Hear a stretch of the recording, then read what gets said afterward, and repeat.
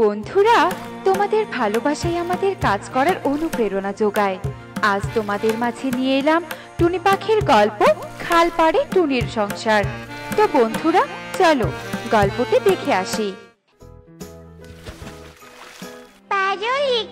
তোরা কানামাছি খেলছিস?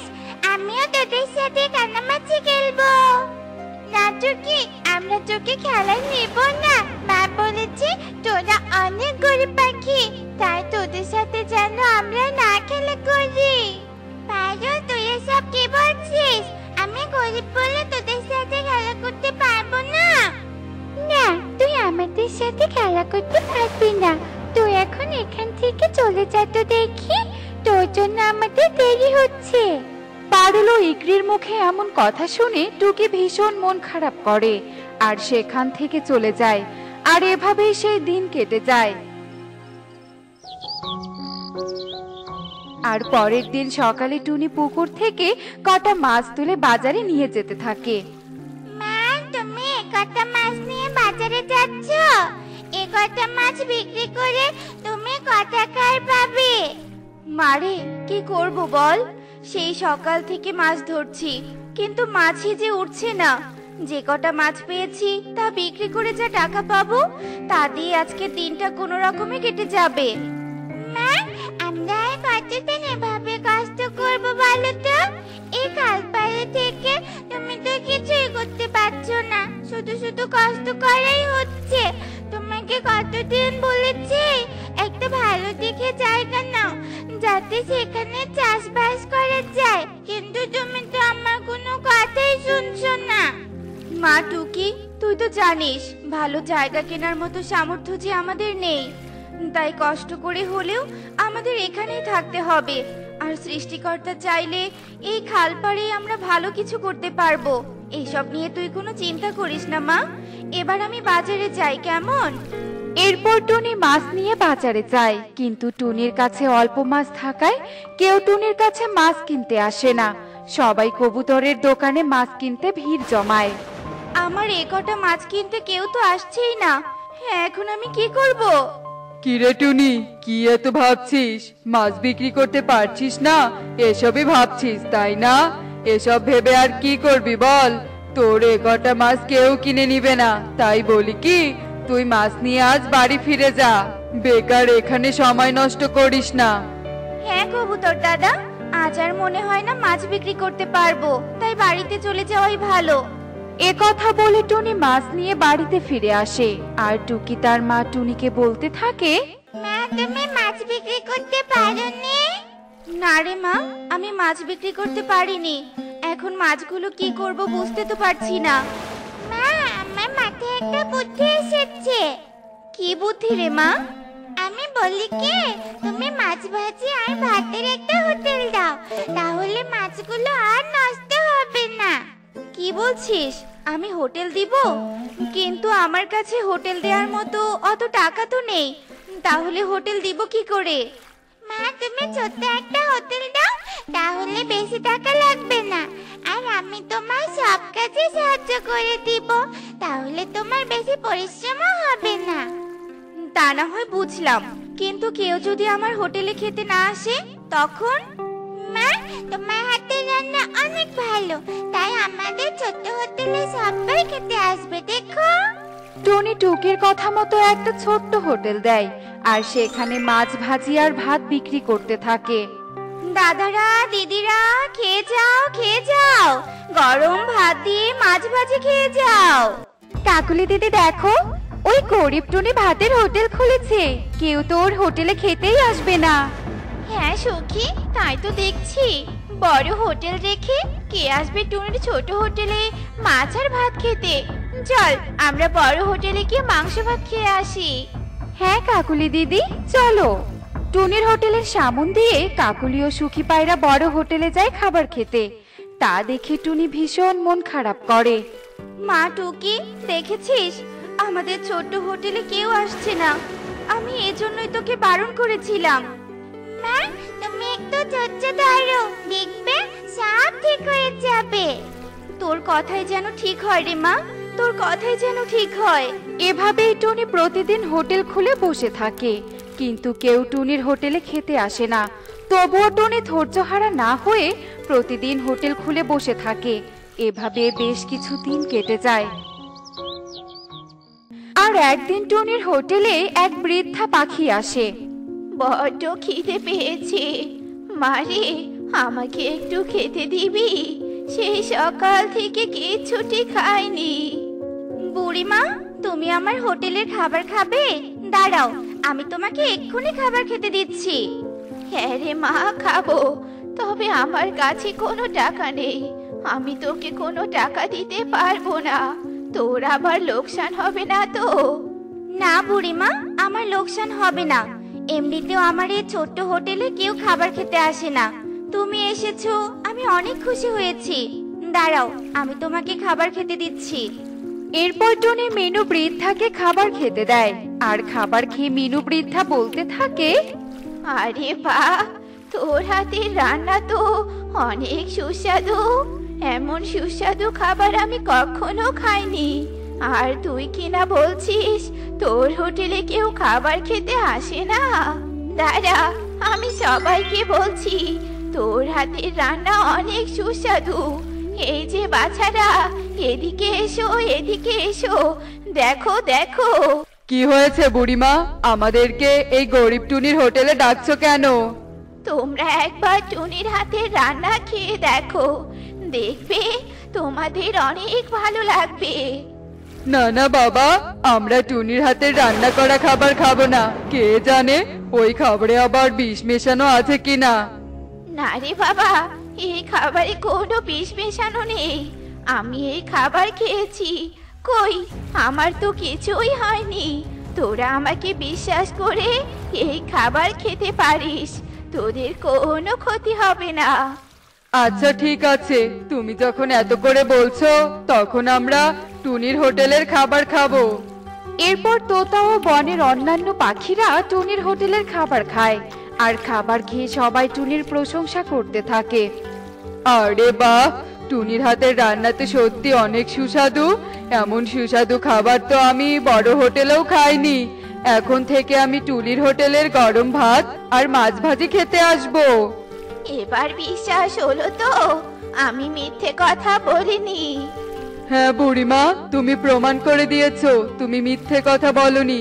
তোমাকে অনেক ধন্যবাদ আমাদেরকে এত সুস্বাদু খাবারের সন্ধান দেওয়ার জন্য। এ কথা বলে তোতা ও বনের পাখিরা সেখান থেকে চলে যায়। আর টুনি মিনু বৃদ্ধাকে বলতে থাকে, বুড়িমা, তোমাকে অনেক ধন্যবাদ আমাকে সাহায্য করার জন্য। তোমার কারণে আজ আমার হোটেলে অনেক পাখি খাবার খেতে এসেছে। তোমার এই ঋণ আমি কখনো ভুলবো না। মারে, আমাকে ধন্যবাদ দিতে হবে না। তোর হাতের রান্না ভালো জন্যই সবাই খাবারগুলো খেয়েছে, নয়তো আমার কথাতেও কেউ খাবার খেত না। আমাকে শুধু শুধু ধন্যবাদ দিস না রে মা। যা গিয়ে সেসব কথা, এবার আমাকে বাড়িতে যেতে হবে। আচ্ছা ঠিক আছে বুড়িমা, সাবধানে যাও। আর মাঝে মাঝে আমার হোটেলে এসো, কেমন? আচ্ছা ঠিক আছে রে মা, আসবো, তুই কোনো চিন্তা করিস না। এরপর মিনু বৃদ্ধা সেখান থেকে চলে যায়। আর এভাবেই বেশ কিছুদিন কেটে যায়। আর টুনির হোটেলের সবাই খাবার খেতে আসে। তা দেখে টুনি অনেক খুশি হয়। মা টুকি, আমাদের পরিশ্রম সার্থক হয়েছে রে মা। এখন আমাদের হোটেলে সবাই খাবার খেতে আসে। আমার অনেক ভালো লাগছে। সত্যি ধৈর্যের ফল মিষ্টি হয়। তাই আমাদের কখনো ধৈর্যহারা হয়ে পড়লে চলবে না। যতই বিপদ আসুক না কেন, আমাদের ধৈর্য ধারণ করতে হবে, বুঝেছিস? হ্যাঁ মা, বুঝেছি। এরপর থেকে টুনির ছোট্ট হোটেল অনেক ভালো চলতে থাকে। আর ধীরে ধীরে টুনি ছোট্ট হোটেলটাকে অনেক বড় হোটেলে পরিণত করে। আর সুখেই দিন কাটাতে শুরু করে। মা, আমি খুব ঠান্ডা লাগছে, আমি আর ভিজতে পারছি না, কিছু একটা করো মা। তোরা আর একটু কষ্ট কর রে মা, আমি কালু দাদার বাড়িতে তোদের থাকার একটা ব্যবস্থা করে আসছি। এই বলেই টুনি বৃষ্টির মাঝে ঘর থেকে বেরিয়ে কালুর বাড়ির উদ্দেশ্যে উঠতে থাকে। কালু দাদা, কণিকা দিদি, ঘরে আছো? দরজাটা একটু খোলো না। এই বৃষ্টির সময় আবার কে এলো? কালু, দেখো তো কে এসেছে। আহা বউ, দেখছো না আমি ঘুমাচ্ছি? তুমি গিয়ে দেখো কে এসেছে। আর হ্যাঁ, আমাকে একদম বিরক্ত করবে না। আচ্ছা ঠিক আছে। এই বলে কণিকা ঘরের দরজা খুলে টুনিকে দেখে বলে, টুনি, তুই এই বৃষ্টিতে এভাবে দরজায় শব্দ করছিস কেন? কি চাই শুনি? দিদি, জানোই তো আমার ঘরটা একদম ভালো না। বৃষ্টির পানি ঘরের ভিতরে প্রবেশ করে আমার মেয়ে দুটো ভিজে গেছে। ওরা ছোট, আর একটু ভিজলে জ্বর চলে আসবে। তাই তোমার কাছে এলাম, তুমি একটু তোমার ঘরে ওদের আশ্রয় দিবে? মামার বাড়ির আবদার, আমাদের ঘরেরই কখন কি হয় না হয় ঠিক নেই, আবার দিব আশ্রয়। যা যা এখান থেকে, কোনো আশ্রয় হবে না। দিদি, দাও না একটু আশ্রয়। বললাম না হবে না, যা দূর হ, যত সব। টুনি আবারও ভিজতে ভিজতে তার বাড়িতে ফিরে আসে। মা, এবার কি আমরা কণিকা মাসির বাড়িতে যাব? না রে মা, কণিকা দিদি আশ্রয় দেয়নি, তোরা ঘরেই থাকবি। তাহলে তোমার ভিজতেই থাকবো আমরা। ভিজবি না, দাঁড়া, আমার মাথায় একটা বুদ্ধি আছে। এই বলে টুনি দুটো পলিথিন এনে টুকি আর টুনটুনের মাথায় দিয়ে দেয়। পলিথিনটা ভালো করে ধরে রাখ এবার তোরা, তাহলে আর ভিজবি না। আমরা তো আর ভিজবো না, কিন্তু তুমি তো ভিজে যাচ্ছ মা। এভাবে ভিজলে তো তুমি অসুস্থ হয়ে যাবে। আমার কিচ্ছু হবে না মা, তোরা আমাকে নিয়ে ভাবিস না। ওখানে ঘাপটি মেরে বসে থাক, আমি পানি পড়ার জায়গাগুলোতে পাত্র বসিয়ে দিচ্ছি। এই বলে টুনি যেখানে যেখানে পানি পড়ছে সেখানে সেখানে পাত্র বসিয়ে দিতে থাকে। এভাবেই বেশ কিছুক্ষণ কেটে যায়, আর এদিকে বাহিরের বৃষ্টিও কমে যায়। মা, মা, আমাদের ক্ষুধা লেগেছে, আমাদেরকে কিছু খেতে দাও না মা। তোরা বস, আমি খাবার নিয়ে আসছি। এই বলে টুনি রান্নাঘরে চলে আসে, আর শস্য দানার পাত্র খুলে দেখে সেখানে কোনো খাবার নেই। হায় হায়, সব খাবার তো কাল রাতে শেষ হয়ে গিয়েছিল, সেটা তো আমার মনেই ছিল না। এবার এবার কি খেতে দিব আমার মেয়েদের? হে বিধাতা, তুমি এই কোন পরীক্ষার মাঝে ফেললে আমাকে? কি করব এখন আমি? একে মা, তুমি খালি হাতে যে ফিরলে, কই খাবার কোথায় দাও? মারে, ঘরে খাবার নেই, তোরা একটু কষ্ট করে অপেক্ষা কর, আমি যেখান থেকে পারি খুব তাড়াতাড়ি তোদের জন্য খাবার নিয়ে আসবো। আচ্ছা ঠিক আছে মা। টুনি আর কিছু না বলে ঘর থেকে বেরিয়ে পড়ে খাবারের উদ্দেশ্যে। আজকে বৃষ্টি হয়েছে, বনে খাবার খুঁজে পাওয়াই যাবে না। এর চেয়ে ভালো আমি বনের কারো কাছ থেকে খাবার ধার করে নিয়ে আসি। কিন্তু কার কাছে যাব খাবার ধার চাইতে? কণিকা দিদি তো দিবেই না, আমি বরং ইগলি দিদির বাড়িতে যাই। এই বলে টুনি ইগলির বাড়ির দিকে উঠতে থাকে। কিছু দূর গিয়ে টুনি একটা গাছের ডালে বসে। আরে, শরীরটা এত ক্লান্ত হলো কেন? আর মাথাটা কেমন যেন ব্যথায় ঝিমঝিম করছে। না না, আমাকে দুর্বল হলে চলবে না, হিগলি দিদির বাড়ি থেকে খাবার নিয়ে আসতেই হবে। এ বলেই টুনি ক্লান্ত শরীর নিয়ে উঠতে থাকে। উঠতে উঠতে এক পর্যায়ে টুনি ইগলির বাড়ির সামনে চলে আসে, আর দেখে ইগলি ঘরে নেই। এ কি, ইগলি দিদি তো ঘরে নেই, এবার তাহলে কি হবে? কত আশা করে এলাম খাবার নিতে। যাই, অন্য পাখির বাড়িতে যাই। এ কি, মাথাটা এমন চক্কর দিল কেন? শরীরটাও কেমন কাঁপছে। না না, আমি আর কারো বাড়িতে খাবার নিতে যাব না, এক্ষুনি বাড়ি ফিরতে হবে আমাকে। এই বলেই টুনি অসুস্থ শরীর নিয়ে বাড়ির দিকে উঠতে থাকে, আর কিছুক্ষণ পর টুনি বাড়িতে ফিরে আসে। টুকি, টুনটুন, মারে কোথায় তোরা?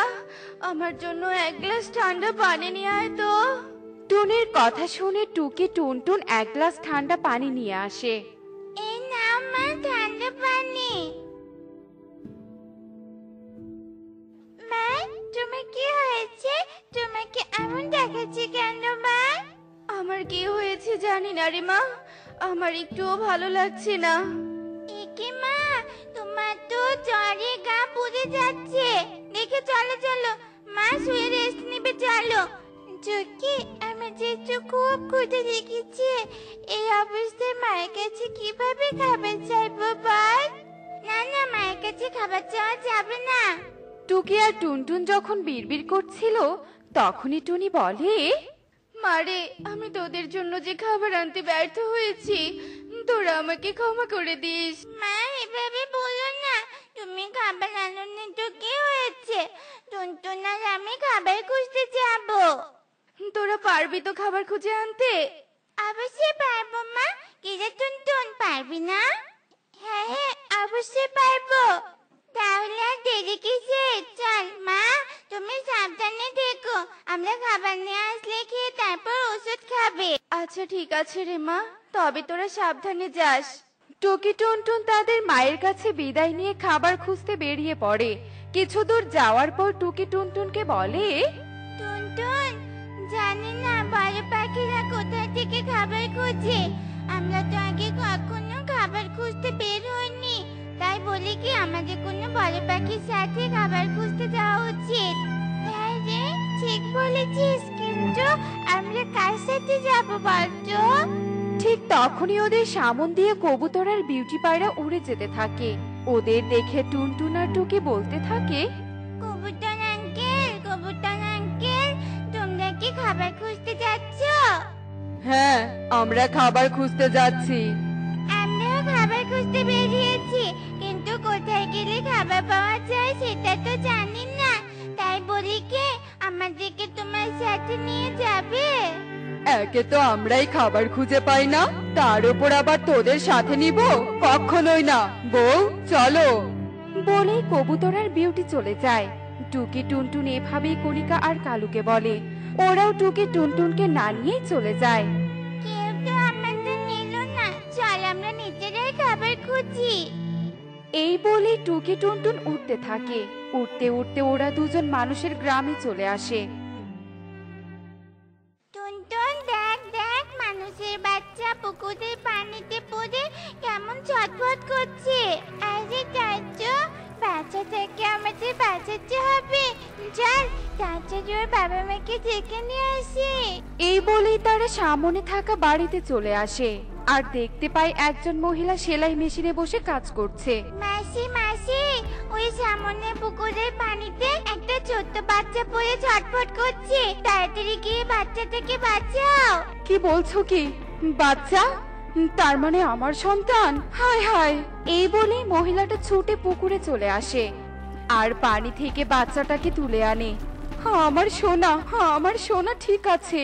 ছোট্ট পাখিরা, তোমাদের অনেক ধন্যবাদ। আজ তোমাদের জন্য আমি আমার সন্তানকে ফিরে পেলাম। আমি তোমাদের উপহার দিতে চাই। বলো কি চাই তোমাদের? আমাদের বাড়িতে কোনো খাবার নেই, আমাদের মা অসুস্থ, তুমি আমাদের কিছু খাবার দিলে খুব ভালো হতো। ঠিক আছে, চলো আমি তোমাদের খাবার দিচ্ছি। তোমাদের আরো কিছু লাগলে আমার কাছে চলে এসো, আমি তোমাদের সাহায্য করব। ঠিক আছে মাসি, এবার তবে আমরা আসি। আর হ্যাঁ, তোমার সন্তানকে দেখে রেখো কিন্তু। বলেই টুকি টুনটুন খাবারের থলে নিয়ে বাড়িতে আসে। টুকি টুনটুন, এত খাবার তোরা কোথায় পেলি? তোরা আবার কারো ঘরের খাবার চুরি করিসনি তো? কে যে ভালো না মা, চুরি করবো আমরা, সেটা কখনো আবার সম্ভব নাকি? আমরা তো অন্যের উপকার করে উপকারের ফল হিসেবে এসব খাবার পেয়েছি আর বাড়িতে নিয়ে এসেছি। মানে কি বলছিস কি? আমি তো কিছুই বুঝতে পারছি না, আমাকে সব খুলে বল তো। আচ্ছা শোনো, বলছি তাহলে। ও এই ব্যাপার, আমি তোদের সঠিক শিক্ষাই তাহলে দিয়েছি রে মা। এভাবে সারা জীবন অন্যের বিপদে সাহায্য করে যাবি। দে এবার আমাকে কিছু খাবার দে দেখি, খেয়ে আবার ঔষধ খেতে হবে।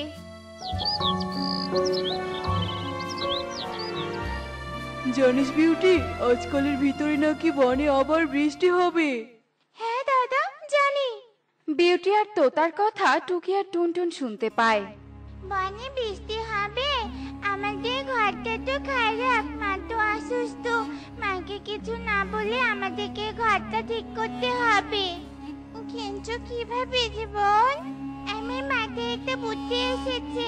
আমাদের ঘরে তো অনেক পলিথিন আছে, ওই পলিথিন গুলো লক্ষ্মী মাসির কাছে নিয়ে গিয়ে তার সেলাই মেশিন দিয়ে সেলাই করে একটা পলিথিনের ঘর বানিয়ে নিব। আরে বোন, এটা তো দারুণ বুদ্ধি। চল চল, আর দেরি নয়। এই বলে টুকি টুনটুন তাদের বাড়িতে চলে আসে আর ঘর থেকে পলিথিন নিয়ে মানুষের গ্রামের দিকে উঠতে থাকে। কিছুক্ষণের মধ্যেই ওরা লক্ষ্মীর বাড়িতে পৌঁছে যায় আর লক্ষ্মীর কাছ থেকে পলিথিনের ঘর সেলাই করে নেয়। তোমাদের পলিথিনের ঘর তৈরি। তোমাকে অনেক ধন্যবাদ মাসি, এবার আমরা আসি।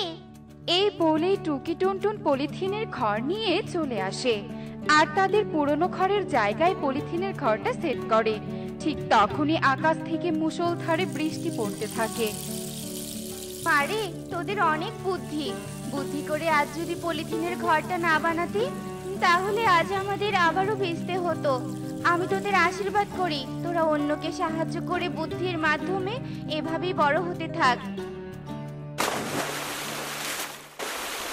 দেখলে তো বন্ধুরা, টুকি আর টুনটুন কিভাবে বুদ্ধি খাটিয়ে বৃষ্টিতে ভেজা থেকে রক্ষা পেল। আমাদেরও উচিত বুদ্ধি খাটিয়ে সব কাজ করা। এমনই সব মজার মজার শিক্ষণীয় টুনি পাখির গল্প দেখতে আমাদের পাশেই থেকো।